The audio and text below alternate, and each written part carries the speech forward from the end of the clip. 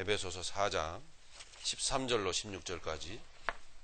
에베소서 4장 13절로 16절까지. 오늘로서 에베소서 후반부의 첫 번째 단락을 마치도록 합니다. 에베소서 후반부는 그리스도인의 그러므로 3장까지의 그 하나님의 그 부르심의 내용, 기독교의 핵심 원리, 내용, 교리를 들었으므로 이제 나는 정말 성도구나, 성도 맞구나 라고 깨달아지고 확신이 올라오는 성도는 이제 4장 1절서부터 이렇게 사라지는 것입니다. 그리고 또 살아가야 되는 것이고, 또 우리가 믿음의 사람으로서의 적어도 그 확신을 갖고 그 자존감을 갖고 살아내야 되는 것입니다. 네. 그 세 가지의 개념을 우리에게 가르쳐 주는 것인데, 첫 번째의 구원받은 믿음의 사람의 부르심에 합당하게 생활하라 그랬을 때 부르심에 합당한 삶의 첫 번째 덕목이 뭐냐면 하나됨입니다. 하나됨. 네. 그래서 하나됨 가운데 어떤 삶이 우리에게 있어야 하는지를 가르치신 거죠. 네, 오늘은 그 마지막 시간, 하나됨의 그 마지막 시간이고, 우리 13절서부터 16절까지 우리 같이 읽도록 하겠습니다. 우리가 다 하나님의 아들을 믿는 것과 아는 일에 하나가 되어 온전한 사람을 이루어 그리스도의 장성한 분량이 충만한 데까지 이르리니, 이는 우리가 이제부터 어린아이가 되지 아니하여 사람의 속임수와 간사한 유혹에 빠져 온갖 교훈의 풍조에 밀려 요동하지 않게 하려 함이라. 오직 사랑 안에서 참된 것을 하여 범사에 그에게까지 자랄지라.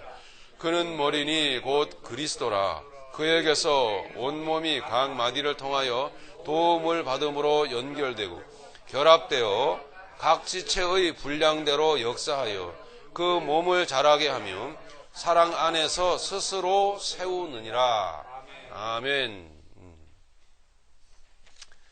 여러분 읽으시라고 제가 올려놓은 글을 중심으로 서론격으로 잠시 몇 말씀 드리겠습니다.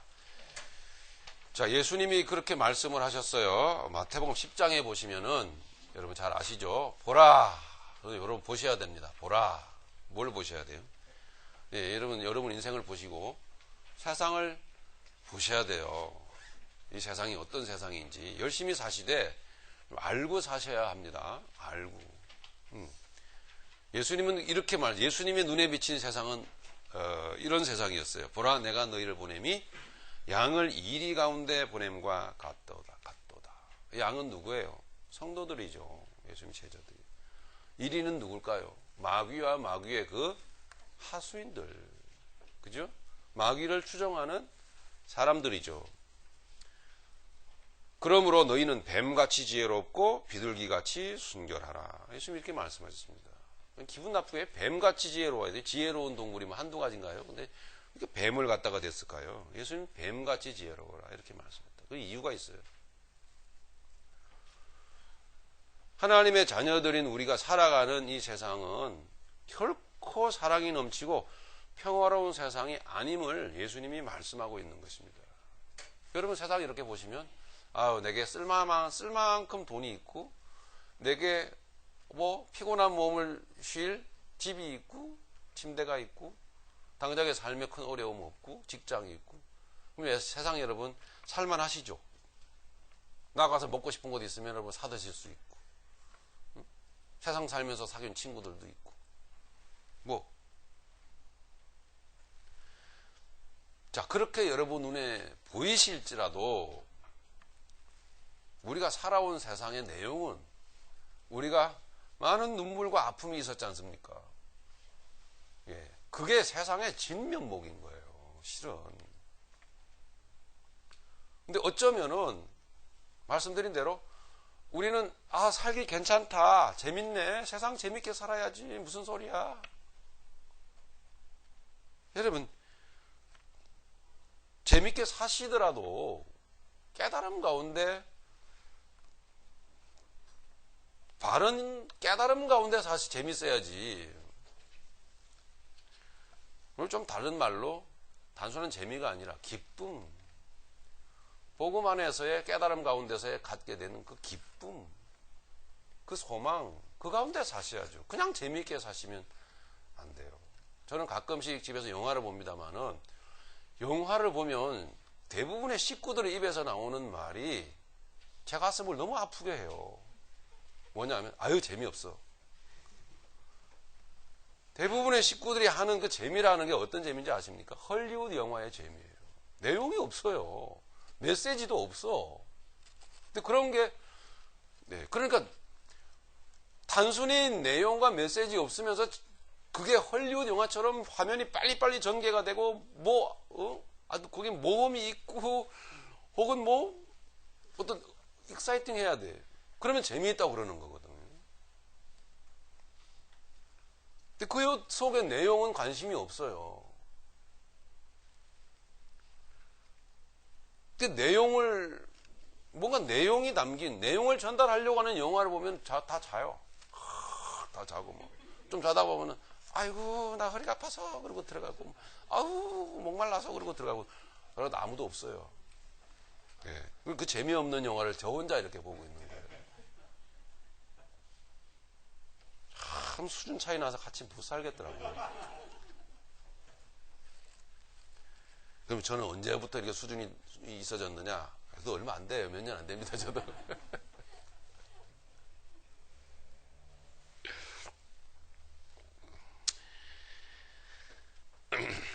예수님이 그렇게 말씀하셨다니까요. 내가 너희를 세상에 이렇게 살라고 이렇게 풀어놓긴 했는데 마치 한 마리 양을 우글거리는 2리떼 소굴에다가 그냥 그 앞에다가 놔두는 것과 똑같다.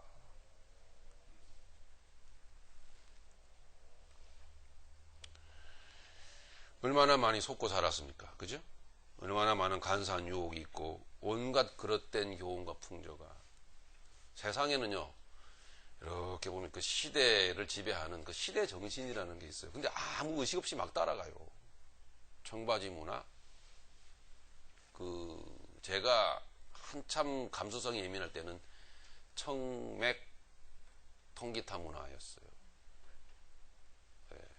여러분 웬만큼 잘 아시는 어르신들 아시는 송창식, 윤영주, 윤세환 이런 분들 통기타 양이 통기타 치고 이렇게 그런 대중문화, 생맥주, 통기타, 또 청바지는 하여튼 그런 문화였습니다. 미국의 히피 문화가 휩쓸고 지나가고, 그러죠? 자연주의, 나체주의 이런 것도 있고 다 이게 세상을 지배하는 그 정신, 보이지 않지만 그 정신 문화거든요.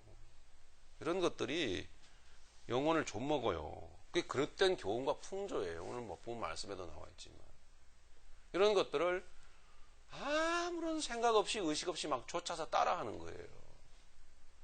한국에 종종 자주 말씀드립니다만은 감각적인 문화 세계적으로 탑이라 그러죠. 이제 일본도 못 따라간대요. 감각 문화가 뭡니까? 머리 끝에서부터 발끝까지 사람들을 이렇게 혹하게 하는, 침을 질질 흘리게 만드는, 정원을 그냥 마음을 쏙 뺏어버리는 감각 문화 말입니다. 예쁘고 멋있고 화려하게 꾸미는.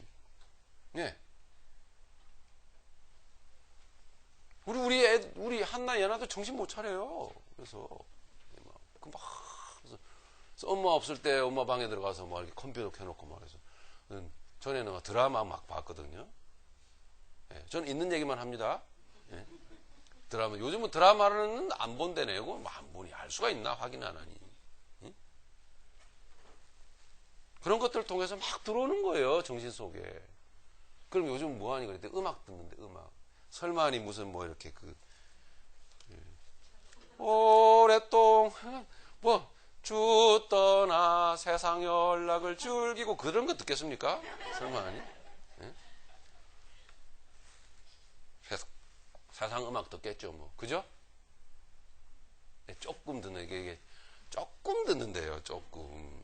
그러니까 조금 들으나 많이 들으나 똑같습니다. 그거는 바늘을 훔치나 소 훔치나 똑같은 도둑은 도둑인 거죠.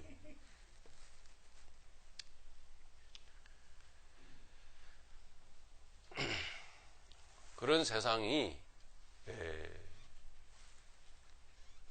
우리를 그 대열에서 빠지면 낙오자가 되는 것처럼 생각하게 만들고 자꾸 그 대열에 쫓아서 살도록 만드는 거죠.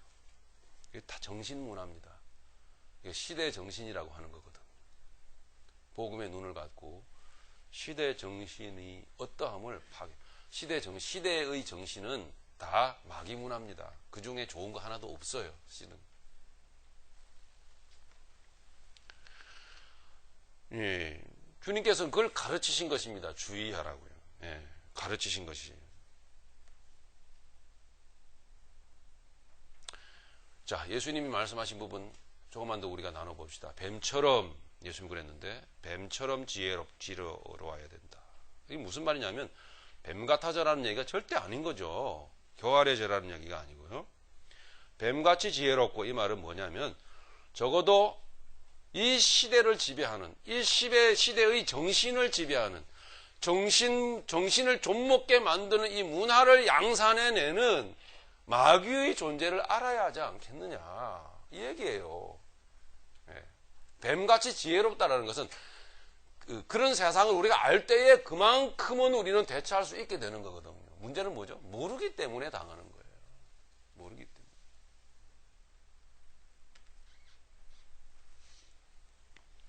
그럼 비둘기같이 순결하라는 말은 무슨 뜻이겠습니까? 뱀은 마귀의 상징이고 비둘기는 무엇의 상징이죠? 성령님의 상징이잖아요. 비둘기같이 순결하라는 말은 무슨 뜻이겠습니까? 성령님이 네 안에 계시고 너를 이끌고 계심을 잊지 말라는 얘기예요. 마귀를 잊지 말고 성령님을 잊지 마라, 이런 뜻입니다.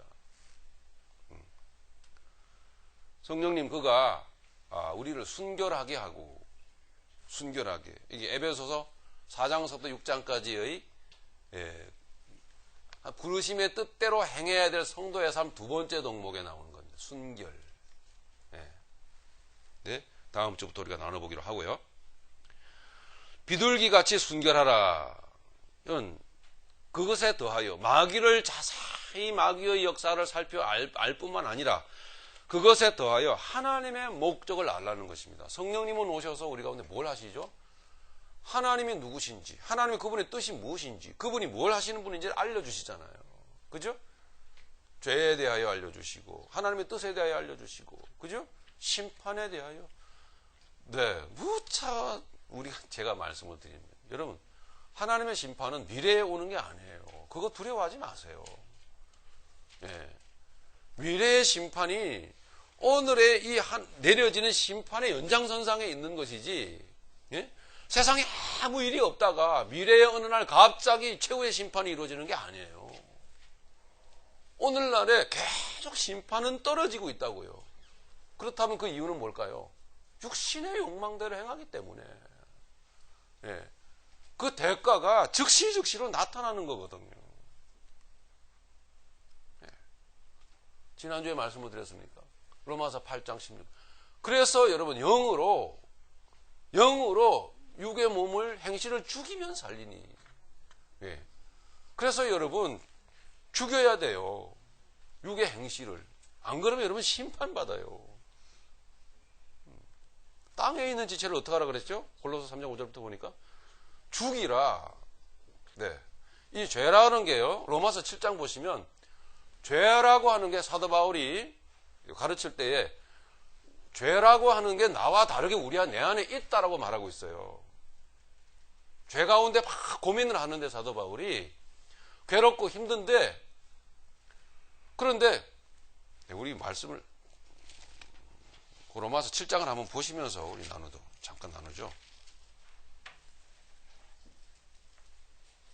이 7장 18절 보시면 참 우리 성도로 살아가면서 많은 고민과 또는 실수를 하게 되고 깊은 수렁에 빠질 때도 있고 한데요. 잘 보세요. 이 원리를 아셔야 됩니다. 18절 보니까 사도 바울이 이렇게 말합니다. 내 속. 여기서 내라고 하는 건 사도 바울 자신만을 말하는 게 아니에요. 네, 우리 성도들을 다 말하는 거예요. 우리 속에 내 속 곧 내 육신에 선한 것이 거하지 아니하는 줄을 아노니. 우리는 선을 행할 수가 없어요. 원함은 내게 있으나 그러나 구원받은 자 맞거든요. 이렇게 살면 안 되는데 말씀대로 살아야 하는데 원함은 내게 있어요. 그러나 선을 행하는 것은 없어요. 그 능력이 내게는 없는 거예요. 그러니 가장 성도이지만 가장 빠지기 쉬운 함정이 뭐냐면 자기 의예요. 내가 할 수 있다라고 생각하는 거거든요. 할 수 없는데 그러면 어떻게 되겠어요? 하나님 그 성도를 놔버리겠어요? 놓지 않아요. 하나님은 그에게 일을 하십니다. 무슨 일을? 할 수 없다라는 것을 계속 가르치셔야만 하는 거예요. 그래야 그 다음 단계로 죄와 싸우는 단계로 넘어가죠. 할 수 없다는 걸 가르치시려고 하다 보니까 결국 무슨 일이 생기냐, 우리 삶 가운데. 힘들고 어려운 일이 막 생기는 거예요, 계속. 예. 어서 빨리 주님 앞에 나는 할 수 없음을 인정하십시다. 뭘 우리가 사랑할 수가 있겠습니까? 할 수 없다고 그러잖아요. 19절. 자, 원하는 부분은 분명히 있어요. 마음은 있는데 마음대로 안 돼요. 내가 원하는 바 선은 행하지 아니하고 도리어 원하지 아니하는 바 악을 행하는도다. 만일 내가 원하지 아니하는 그것을 하면, 근데 이게 뭐예요? 내가 하는 게 아니에요. 그 원인을 끄집어내 보면, 내가 원하지 아니하는 그것을 하면 이를 행하는 자는 누구예요? 내가 아니라 그러잖아요. 속지 마세요, 여러분. 내가 아닌 거고, 그럼 뭐가 하는 거예요? 내 속에 거하는 죄니라. 그 뭐와 싸워야 되죠? 이 죄와 싸워야 되는 거예요. 이 죄라고 하는 게 우리 안에 가만히 있어요. 낮은 포복을 하면서 가만히 있다니까요. 우리가 막 찬양하고 막 감사하고 아멘하고 막 좋을 때 가만히 있어요. 없는 게 아니에요, 이게. 가만히 있는데 그럼에도 불구하고 내 속에 이게 있다라는 것을 알고 이것을 날마다 의식하면서 경계하고 다스리고자 하는 마음을 갖지 않으면, 영적으로 깨어있지 않으면요, 예, 이게 죄를 죽이는 거예요. 이렇게 죄를 다스리는, 이걸 하지 않으면 이게 가만히 있다가 싹 머리를 들어요. 해야 될 것을 하지 않을 때 그렇단 말이에요. 마땅히 해야 될 것을 할 때는 이게 머리를 딱 숙이고 있어요. 없는 게 아니에요. 여러분 보시기에 제가 얼마나 거룩합니까? 그렇죠? 날마다 좋은 말씀만 하니까 목사님은 죄도 안 지을 거야. 죄에 대한 막 이런 갈등도 안 하시겠지? 목사님은, 우리 새벽교회 목사님은 다른 교회 목사님하고 틀려. 여러분 막 이렇게 막 생각하는 거 제가 다 알아요. 근데 천만의 말씀, 그게 아니에요, 그게. 예, 항상 긴장하고 있다니까요. 이게 쫙 내 속에 거하는 죄가 있어서 내가 그 죄에 대한 의식을 가지고 이게 있지 하고서는 이게 생활 가운데서 어떻게 내가 방심을 하게 되면, 요걸 관리를 하지 않으면은 이게 어떻게 머리를 쳐들고 올라온다라는 것을 알고 관리를 하지 않으면은 무관심하잖아요. 여기에 대해서, 내 속에 거하는 죄에 대해서 무관심을 해버리면 느닷없이 이게 때는 기회는 이때다 그러고 싹 치밀고 나오는 거예요. 그랬을 때 이 환경이라고 하는 것은 뭐냐면, 우리는 난데없이 원하지 않는 환경 이렇게 생각하는데 그게 아니라니까요. 이 환경이라는 것은 항상 그러고 있는 거예요. 속지 마세요.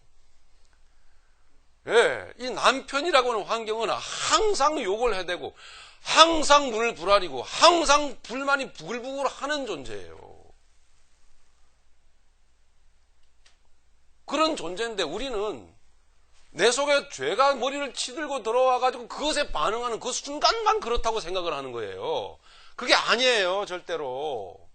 항상 그러고 있는데 내가 방심함으로 이게 반응을 해보니까 터져버리는 거예요. 여러분, 제발, please, 이걸 아세요. 예? 제가 안 되는 영어를 써야 되겠습니까, 이렇게? 내 속에 거하는 죄에 대해서 전혀 관심이 없어. 아무렇지도 않게 생각을 해. 예. 문제가 없다고 생각하는 거지. 뭐가 문제가 없어요? 사도 바울이 이렇게 고민하면서 갈등하는데 자기도 대사도해요. 괴롭다 그러잖아요. 괴로운, 그럼 죄인입니까? 아니에요. 그러나 사도 바울은 한 게 있어요. 뭐죠? 이 죄에 대해서 조금 더 경계를 놓치지 않고 있었단 말이에요. 이게 바로서 영으로 너의 몸에 행실을 죽이면이에요. 그러면 너희가 살 것이다. 얘기해요. 좀 해야 될 일을 하세요. 좀.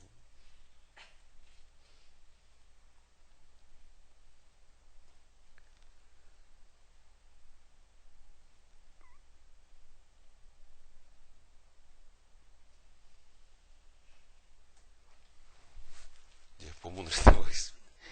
이 야단치려고 그랬던 게 아닌데 야단을 치게 되어서 미안합니다.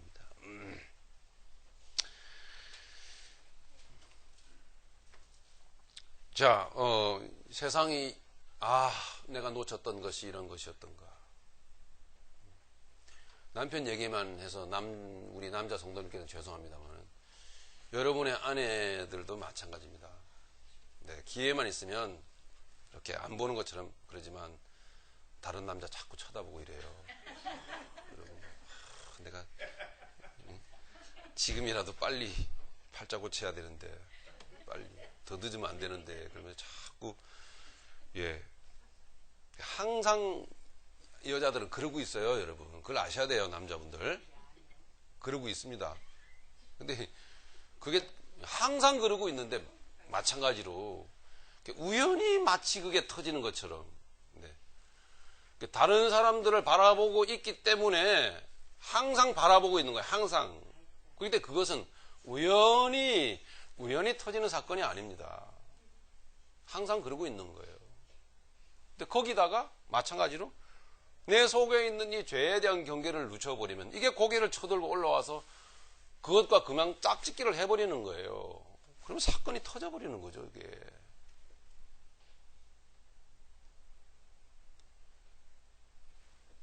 눈을 딱 까는 거 보세요. 저희 안에. 속이 들켜버리니까.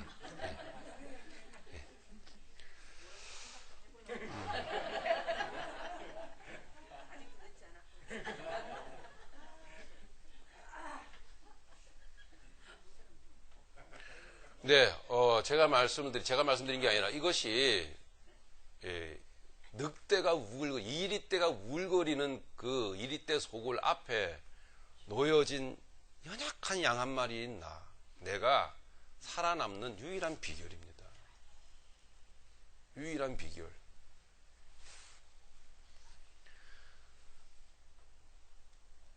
자, 우리 오늘 본문의 13절인데요.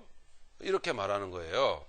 우리가 다 한 마음으로 힘써야 될 게 뭐냐면 우리가 다 하나님의 아들을 믿는 것과 아는 일에 하나가 되어 온전한 사람을 이루어 그리스도의 장성한 분량이 충만한 데까지 이르리니. 이게 마태복음 그 10장 제가 말씀드렸던 그 16절에 예수님이 하신 말씀을 풀어서 설명한 말입니다. 이것이 사실은 하나님의 아들을 믿는 것과 아는 일에 우리가 하나가 되어서 최선을 다해서 달려가야 돼요.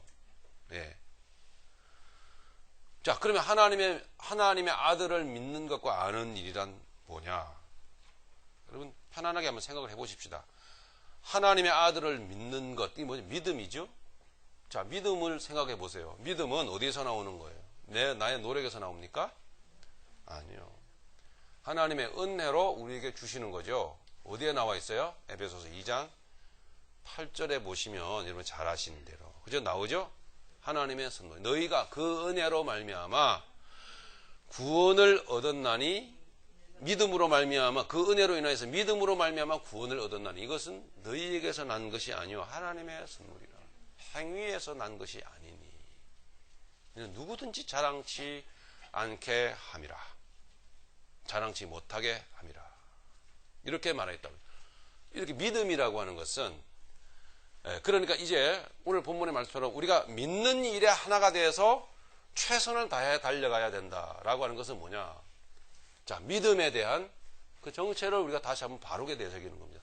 하나님의 은혜로 우리에게 주신 선물입니다. 근데 곧 풀어서 설명드리면 뭐냐? 관계성이에요. 관계성에 초점을 맞춰야지 자꾸 믿음의 종교적 어떤 교회 행위, 교회 생활에다가 초점을 맞추면 안 돼요. 예. 관계성에 초점을 맞춰야 돼요. 예. 서러워들 하지 마시고, 오해들 하지 마십시오. 이 교회라고 하는 것은 우리가 생각하는 여기 나와 계신 예배당과 또는 뭐 이렇게 대강 조직되어 있는 이 조직이라는 것은 여러분 굳이 그렇게 중요한 게 아니에요. 우리는 저 들판에 나가서도 예배할 수 있어요. 아니요, 우리라고 하는 나 혼자서도 예배할 수 있어요. 그건 교회예요. 둘이서도 교회할 수 있고 예배 드릴 수도 있고. 뭐 건물이 있어야 됩니까? 예? 그렇게 뭐 목사, 장로, 집사, 이게 권사 이게 있어야 되는 거예요? 성도로 족하잖아요, 성도. 그렇잖아요? 하나님이 목사의 예배를 받으십니까? 성도의 예배를 받으십니까? 성도의 예배를 받으시는 거지. 본질을 생각하시자고요. 예. 그게 교회가 아니에요. 믿음이란 그런 것을 바라보는 게 아닙니다. 믿음이 하나님 아버지의 선물인 것을 우리가 안다면, 믿음의 그 내용에 대해서, 믿음의 그 속성에 대해서 생각을 해봐야 돼요. 믿음이라고 하는 것은 그분과 나 사이에 없었던 것이 생겨진 거예요. 그게 뭐냐? 관계성이에요. 처음에는 잘 몰라요. 아기가 세상에 태어나서. 이게 아빠인지 엄마인지. 자라다 보면은 뭐예요?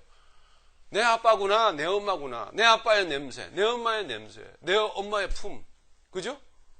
그 그늘 다 알게 느끼게 되잖아요. 이 관계성 때문에 엄마, 아빠 그러는 거지. 같이 사는 집 때문에 엄마, 아빠입니까? 아빠가 뭐 내 돈 벌어줘가지고 공부시켜주면 그게 아빠입니까? 그것 때문에 아빠가 아닌 거거든요. 그런 것을 뛰어넘은 관계성입니다. 즉, 믿음이라고 하는 것은 인격과 인격의 만남 속에서 이루어지는 뭐라 그랬죠? 신뢰성. 그것 때문에 나는 죽는 그날까지 그분이 나를 사지에 내모라도 나는 가는 거예요. 그게 믿음인 거예요. 단순한 인격체가 아니잖아요, 그분은. 영원하신, 완전하신, 유일하신 참신이신 하나님 아버지. 할렐루야. 그분이 나를 바라보시면서 내가 너에게 믿음을 주노라. 그리고서는 이제 나와 대화하자. 내 생각을 너에게 알려줄 것이고 너의 생각을 나한테 말해라. 서로 대화하자. 이게 믿음인 거예요. 그 본질적 개념을 깨닫고 살아가시는 여러분들은 거기에 초점을 맞춰서 사셔야 된다는 얘기예요.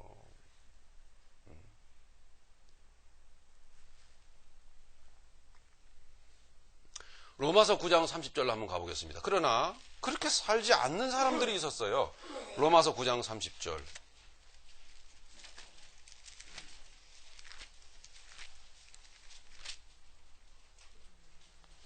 네, 반드시 그런 바른 그 믿음 안에 그 관계성에 초점을 맞추고 그 관계성의 의식에 초점을 두고 사셔야 되는데, 그죠?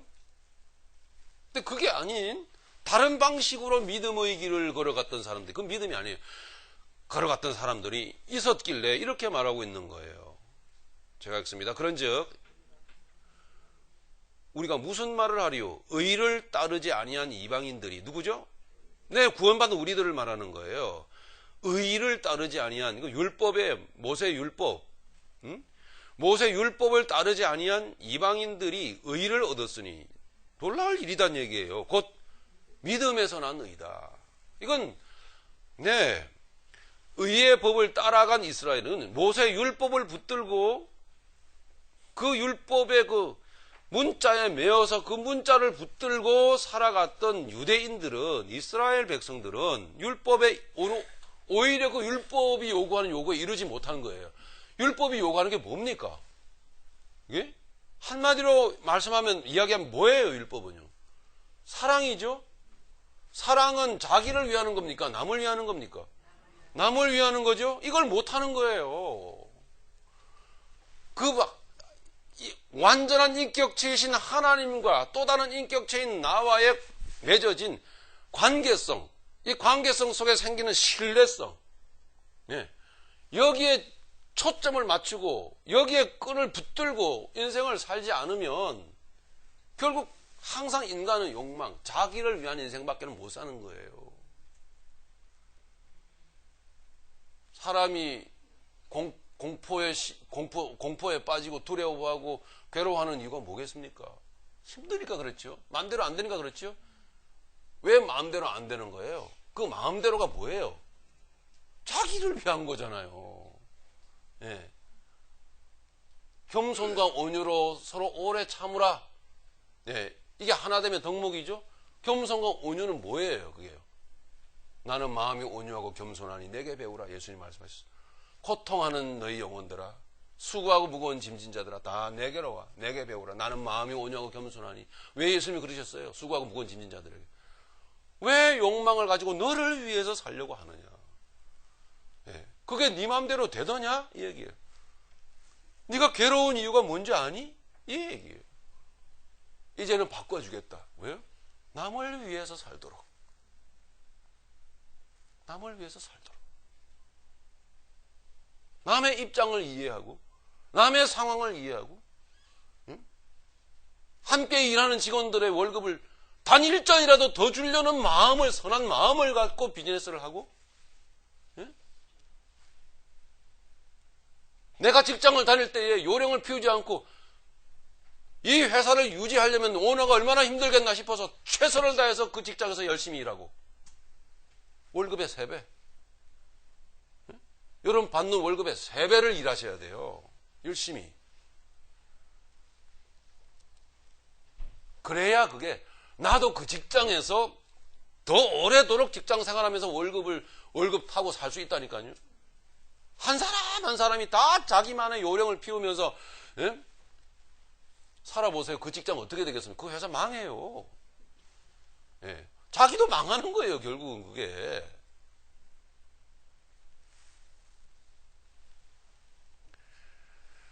나는 마음이 온유하고 겸손하니. 이게 뭔 뜻이죠? 나는 나를 위해서 살지 않는다. 율법이 가르치는 바, 창조주 하나님이 가르치는 바, 내 이웃을 사랑하라 하였으므로 나는 이웃을 위하여 나는 피를 흘리고 내 이웃을 위해서 내 몸을 버린다. 그러므로 내게는 뭐가 있다? 예수님은 뭐가 있다고요? 쉼이 있다. 안식이 있다. 그 안식이 뭐예요? 힘인 거예요. 그 안식이 버거운 인생을, 힘든 이 인생 무거운 짐을 넉넉히 지면서도 미소 짓고 갈 수 있게 하는 힘이라니까요. 그게요. 그 안식이.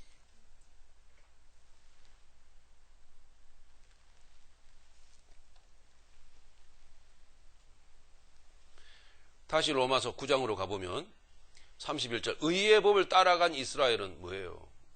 문자만 읽을 줄 알았지 그 십계명이 뜻하는 바 그 본질은 알지를 못했다라는 거예요. 계명을 지켰냐 안 지켰냐 이것만 따지고 들 줄 알았지요. 계명이 우리에게 알려주는 바 그 정신은 뭐죠? 사랑인 거예요. 그렇죠? 근데 그 사랑하는 삶은 살지를 않는 거예요. 아예 살 능력이 없는 것이지만 설명하죠. 32절에 어찌 그러하냐 이는 그들이 믿음을 의지하지 않고 뭐예요? 자, 믿음 설명드렸습니다. 그분과 나와의 관계성. 예. 그분이 어떠함을 알아. 나의 어떠함을 알아서 내가 그분을 신뢰하고 기대고 그분을 의지해서 살아가는 그 신뢰성의 개념을 두고 살지를 않고 믿음을 오해한 거예요. 믿음을 의지하지 않고 행위를 의지함이라 부딪힐 돌에 부딪혔느니라. 부딪힐 돌은 뭐예요? 예수님. 예. 예수님은 하나님의 우리에게 모델로 보여주시는 선한 삶이거든요. 그 뭐예요? 이웃을 위해서, 예. 영혼들을 위해서 전 인생을 드리며 살다 간 거예요. 여러분, 진짜 인생은 그것이 진정한 인생입니다. 나를 위해서 사는 인생은 그건 인생이 아니고 짐승이에요. 건강해야 되고 정신이 성실해야 돼요. 최선을 다해야 돼.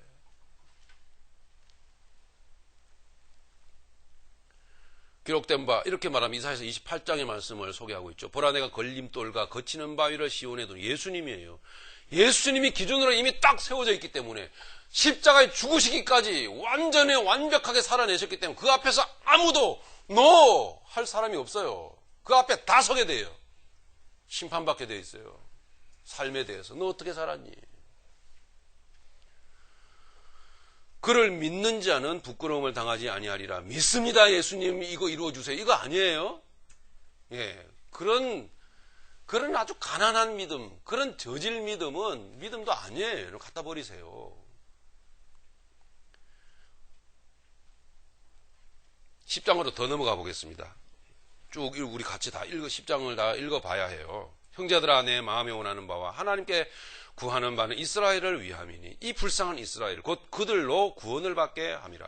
내가 증언하노니 그들이 하나님께 열심히 있으나 올바른 지식을 따른 것이 아니라. 네, 열심을 조심하라고 누차 말씀을 드렸습니다. 열심히 사람 잡습니다. 이게. 예? 내같이 아니하는 저 인간. 어? 내가 열심히 하면 할수록 사람 잡는다니까요. 열심히 하면 뭐 합니까? 네. 하나님의 가르침의 그 본뜻을 모르는데. 올바른 지식을 따른 것이 아니라 하나님의 뜻을 모르고 자기의 뜻을 세우려고 힘써 하나님의 뜻에 복종하지 아니하였느니라. 어찌 심판을 받지 않을 수 있겠습니까? 어찌 재앙을 당하지 않을 수가 있겠어요? 4절, 그리스도는 모든 믿는 자에게 의를 이루기 위하여 율법의 마침이 되시니라. 그렇게 사는 인생은 끝장을 내라. 이제 모세가 기록하되 율법으로 말미암는 의를 행하는 사람은 그 의로 살리라 하였거니와 믿음으로 말미암는 의는 이와 같이 말하되 내 마음에 누가 하늘에 올라가겠느냐 하지 말라 하니 올라가겠느냐 하면 그리스도를 모셔내리려는 것이요 혹은 누가 무저갱에 지옥에 내려가겠느냐 하지 말라 하니 내려가겠느냐 하면 그리스도를 죽은 자 가운데서 모셔 올리려는 것이라. 그러면 무엇을 말하나 설명은 생략하겠습니다. 오늘 본문에 따르는 내용만을 여러분께 전달하도록 하겠습니다. 그러면 무엇을 말하느냐? 예수님이 내려오시고 또 십자가 지시고 죽으시고 부활하시고 올라가신 것을 말하고 있는 것이죠. 그러면 무엇을 말하느냐? 말씀이 내게 가까워 내 입에 있으면 내 마음에 있다 하였으니 신명기 30장의 말씀을 인용하고 있습니다. 곧 우리가 전파하는 믿음의 말씀이라. 내가 만일 내 입으로 예수를 주로 시인하며 또 하나님께서 그를 죽은 자 가운데서 살리신 것을 내 마음에 믿으면 구원을 받으리라. 믿음 아시겠죠? 네, 믿음이 뭔지를. 사람이 마음으로 믿어 의에 이르고 입으로 시인하여 구원에 이르. 믿습니다. 이거 아니에요, 여러분. 믿음은 그 실체를 잘 이해해야 돼요. 네, 그렇기 때문에 거의 대부분의 믿는다고 하는 사람들의 그 믿음을 저는 지금 이 시간에 부정하는 거예요. 그건 믿음이 아니라고. 뭐 때문에 믿는다고 하는 거예요, 도대체? 왜 예수님을 그 이름을 그렇게 불러대는 것입니까? 목적이 뭐예요? 하의 욕망 때문이 아니에요? 그게 무슨 믿음입니까? 믿음은 뭐예요? 신뢰성이에요. 나의 무릎을 꿇고 높이 올려다 그분을 바라보면서 고난의 주님을 바라보는 신뢰성. 그걸 내가 갖는 게 아니고 하나님이 주셨다고 하는 거예요. 자, 확인해 보세요. 여러분에게 있는 것 같아요? 네. 그걸 붙들고 가는 거예요. 붙들고 가면 어느 환경에 있든지 이긴단 말이에요.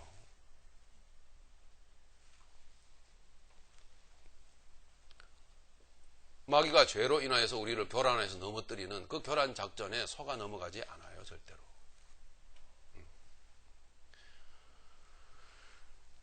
9절 보십니다. 내가 만일 내 입으로 예수를 주로 시인하며 또 하나님께서 그를 죽은 자 가운데서 살리신 것을 내 마음에 믿으면 구원을 받으리라. 믿으십니까? 믿으십니까? 이제 무엇을 붙들어야 되는지 여러분 아시겠습니까? 그러면 구원을 받으리라. 그 구원이 어떻게? 즉시 이루어져요. 네, 정신이 싹 달라집니다. 삽시간에 끼었던 안개가 사라지는 것처럼 확 거쳐지고 맑아져요. 사람이 마음으로 믿어 의에 이르고 입으로 시인하여 구원에 이르느니라. 성경에 이르되 누구든지 그를 믿는 자는 부끄러움을 당하지 아니하리라 하니 유대인이나 헬라인이나 차별이 없음이라. 한 분이신 주께서 모든 사람의 주가 되사 그를 부르는 모든 사람에게 부요하시도다. 아멘으로 화답하실 수 있기를 바랍니다. 네, 계속 봅니다. 누구든지 주의 이름을 부르는 자는 구원을 받으리라. 네, 이제 여러분 깨닫는 자는 주의 이름을 부르십시오. 신뢰성 가운데 관계성을 인식하면서 주님 한번 불러보세요. 주님. 예. 그러면 도저히 이거는 안 돼. 1분 전에 여러분들이 고개를 가로지으면서 도저히 이거는 안 돼 했던 것이 다 사라져버리고 모든 것이 가능해. 모든 것이 수용 가능해. 이렇게 바뀌어져 버려요. 이게 구원이에요.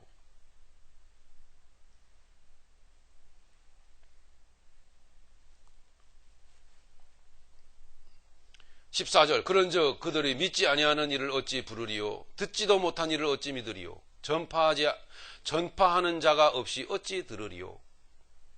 믿음이 무엇인지를 또 다른 각도에서 보여줍니다. 보내심을 받지 아니하였으면 어찌 전파하리요. 기록된 바 아름답도다 좋은 소식을 전하는 자들의 발이여 함과 같더니. 제가 지금 좋은 소식을 여러분에게 전하고 있는 거예요. 16절 그러나 그들이 다 복음을 순종하지 아니하였도다. 이사야가 이르되 주여 우리가 전한 것을 누가 믿었나이까 하였으니 제가 전하는 이 복음을 도대체 누가 믿나이까. 저도 이사야의 그 정신을 이어받아서 말한다면 17절 그러므로 믿음은 어디서 나온다고요? 다 같이 읽습니다. 그러므로 믿음은 들음에서 나며 들음은 그리스도의 말씀으로 말미암았느니라. 아멘. 여러분 듣고 계십니까? 믿음은 들음에서 나며 지금 듣고 있는 거예요. 여러분이. 들음은 어디서 나오는 거예요? 그리스도의 말씀, 하나님의 말씀으로 말미암았느니라. 예, 이게 믿음인 거예요. 이 믿음. 너희가 서로 하나가 되어서 그리스도를 믿는 것과 아는 일에 하나가 되어. 예, 요거 하셔야 되거든요. 그러니까 하려면 믿는 게 뭔지를 아셔야죠. 아, 믿는 것은 관계성이다. 다시 그 관계성의 끈을 붙들어야 되겠구나. 아, 믿는 것은 뭐다? 말씀을 들어야 되는 거구나. 예, 믿는다고 하면서 말씀 들으려고 하는 열심이 없어. 안 나와. 연속곡 TV가 더 좋은걸? 예. 그래서 여러분에게 심판이 내려지는데 심판이 떨어지게 해달라고 제가 그렇게 기도한다니까요. 말씀 들으러 안 나오는 여러분들에게. 예. 그래서 현실적인 여러분의 원수는 저예요. 제가 그렇게 여러분들을 위해서 기도하기 때문에 불덩어리가 막 떨어지는 거예요. 여러분, 믿음은 들으면서 나며 좀 들으세요. 들어와 오셔서. 제가 돈을 달라고 합니까? 뭐 떡을 달라고 합니까? 예? 알러지로 목이 얼마나 아픈 줄 아세요? 제가 몸이 약해갖고 콧물 줄줄. 오늘 오면서 콧물 줄줄. 알러지. 주님 설교할 때만 제발 이거 안 나게 해주세요. 그런데 주님이 설교할 때는 말짱하잖아요. 이렇게. 참 신기해요. 날마다 말씀을 전해야 될 것 같아요. 알러지에 고생 안 하려면. 계속 좀 보시겠습니다. 18절. 그러나 내가 말하노니 그들이 듣지 아니하였느냐? 그렇지 아니하니 그 소리가 온 땅에 퍼졌고 그 말씀이 땅 끝까지 이르렀다다. 이 땅은 사람의 그 심령을 말하는 거예요. 19절. 그러나 내가 말하노니 이스라엘이 알지 못하였냐? 먼저 모세가 이르되 내 백성 아닌 자로서 너희를 시기하며 우리를 말하는 거예요. 미련한 백성으로서 너희를 노엽게 하리라 하였고 이사야는 매우 담대하여 내가 나를 찾지 아니한 자들에게 찾은 바 되고. 여기서 내가는 누굴까요? 예수님. 내가 나를 찾지 아니한, 우리가 예수님 찾았습니까? 안 찾았죠? 그런데 찾은 바 되고. 이게 믿음을 선물로 주신 거예요. 내게 묻지 아니한 자들에게 나타났노라. 예수님이 이렇게 은혜로 나타나신 거예요. 그렇게 말하였고 이스라엘에 대하여 이르되 순종하지 아니하고 거슬러 말하는 백성에게 내가 종일 내 손을 벌렸노라 하였느니라. 지금 주님이 여러분에게 손을 벌리고 여러분에게 그 은혜의 손을 벌리고 여러분을 향하여 바라보고 계신 것을 여러분 보이지 않습니까? 믿음은 이런 거예요. 자, 믿음에 대해서 마지막으로 고린도후서 13장 한번 찾아보겠습니다. 고린도후서 13장 5절.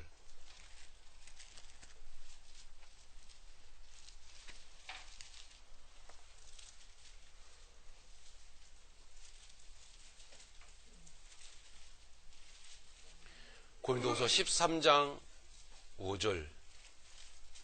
자, 이 말씀을 읽고 여러분 도전 많이 받으시기 바랍니다. 같이 읽겠습니다. 시작. 너희는 믿음에 있는가? 너희 자신을 시험하고 너희 자신을 확증하라.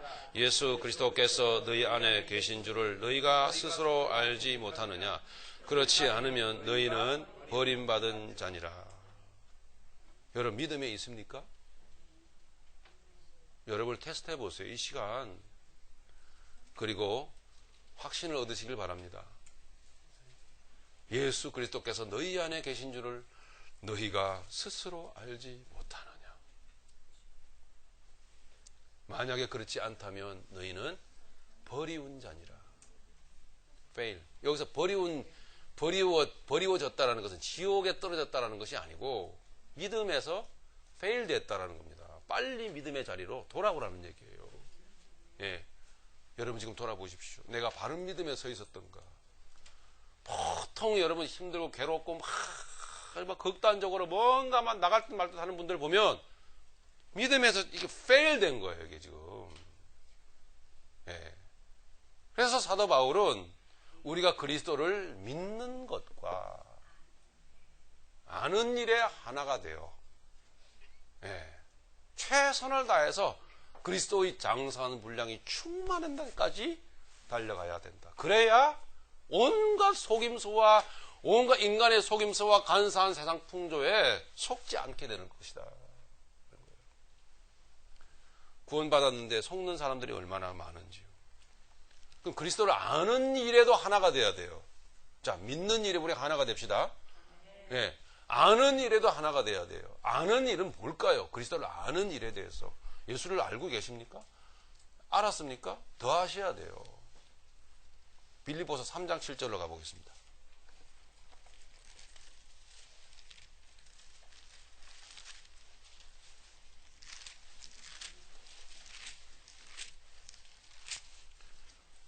빌립보서 3장 7절.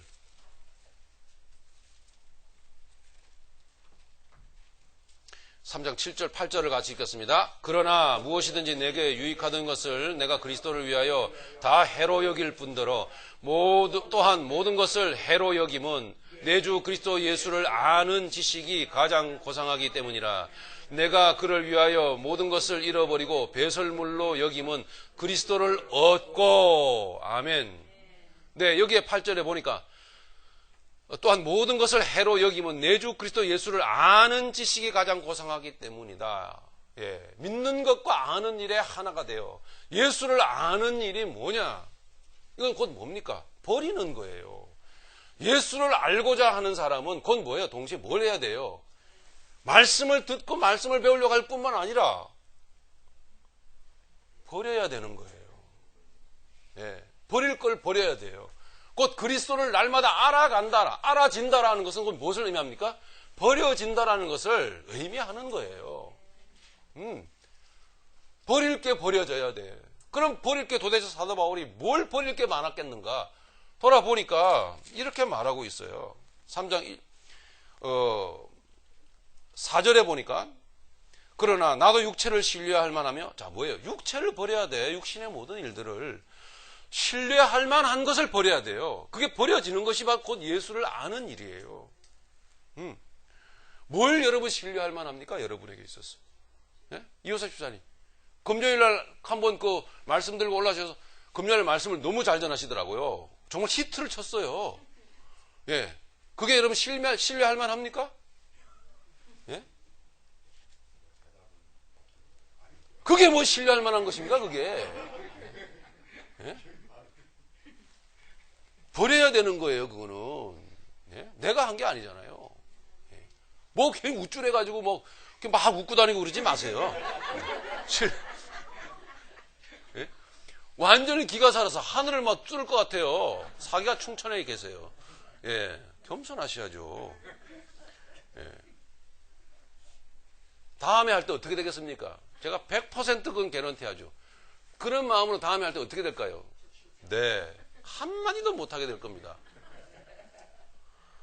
육체를 신뢰할 만하며, 만일 누구든지 다른 이가 육체를 신뢰할 것이 있는 줄로 생각하면 나는 더욱 그러하다.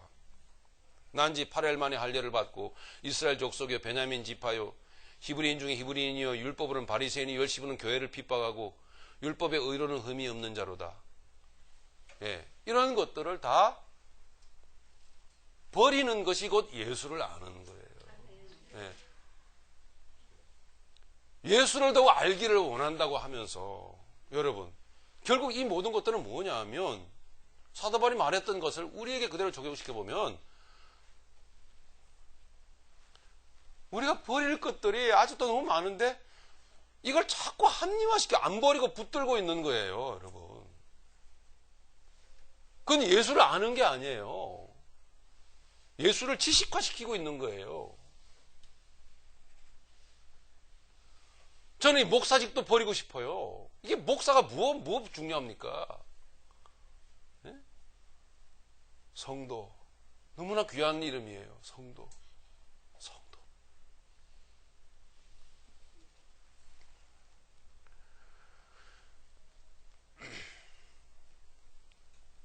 모든 것을 잃어버리고 배설물로 여김은 배설물로 이게 배설물 똥같이 여겼다라는 건데요. 예, 헬라어로 스키발로라는 단어를 해석해 놓은 말입니다. 배설물. 스키발로는 합성어인데 퀴온이라는 개라는 단어와 발로라고 하는 던지다라는 말이 합성된 것입니다. 예, 그럼 뭐예요 이게요? 우리가 배설물로 여겨야 될 것이다 뭐냐면 개에게나 던져줘야 될 것이에요. 예, 우리가 중요하게 생각하는 그런 것들 결론은 뭐예요? 스키발로 개에게나 던져줘야 될 것. 네. 제가 아주 어릴 때 동네에 나가면요 개가 뭐 먹는지 아세요? 화장실이 변변치 않으니까 애들이 이 아랫도리를 다 벗어 제끼고선 길거리에서 똥을 놓어요. 그럼 개가 와가지고 네, 그 항문을 다 핥아. 그럼 애가 막 죽는다고 막 울면서 막 도망을 가죠. 똥을 싸면서. 그럼 개가 막 따라다니면서 그 똥을 다 닦아 먹어요. 개가 먹어야 될 것. 네. 우리가 붙들고 있는 것이 그 개가 개에게나 던져줘야 될 것들을 우리는 이걸 딱 붙들고 교회는 교회대로 나가서 열심히 한다고 하는 거거든요. 여러분, 그것 때문에 우리가 괴로워진다라는 걸 여러분 알고 계십니까? 마음으로부터 내려놓읍시다. 마음으로부터.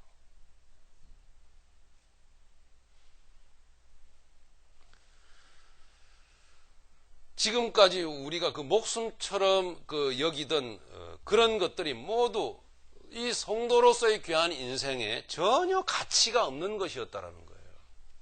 성도로서의 귀한 인생에 전혀 가치가 없는 것들이었어요. 성도로서 살아감에 있어서 예전에 우리가 귀하게 여겼던 그런 것들이 오히려 해가 됩니다.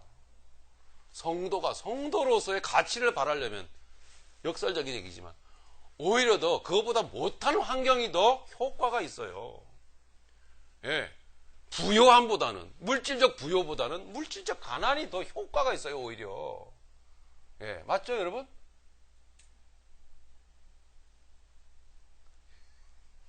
설교 처음부터 다시 할 거예요.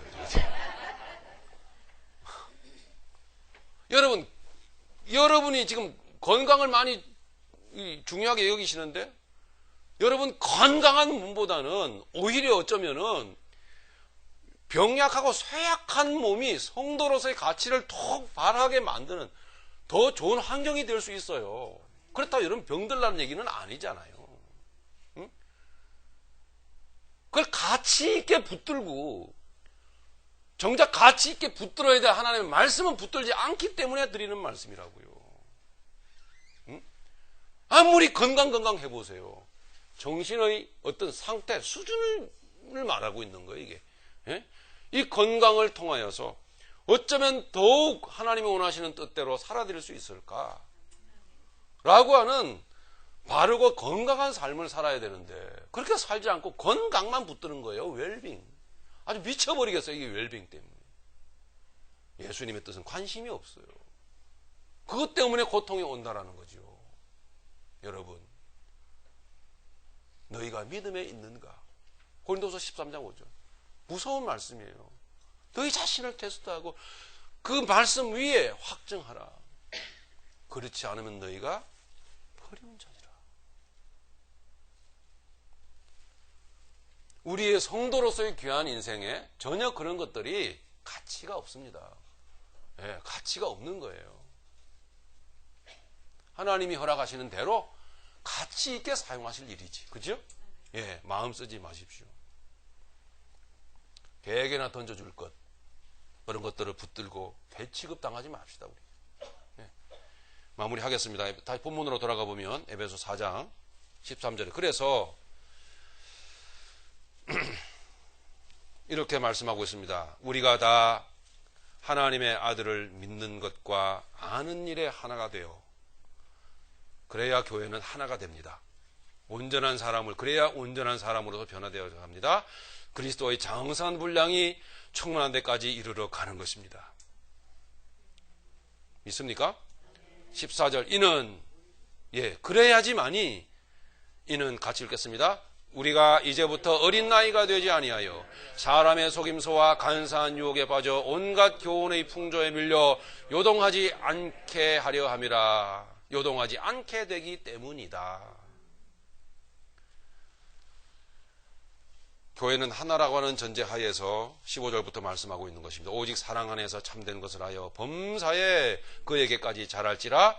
그는 머리니 곧 그리스도라. 교회는 하나입니다. 맞습니까?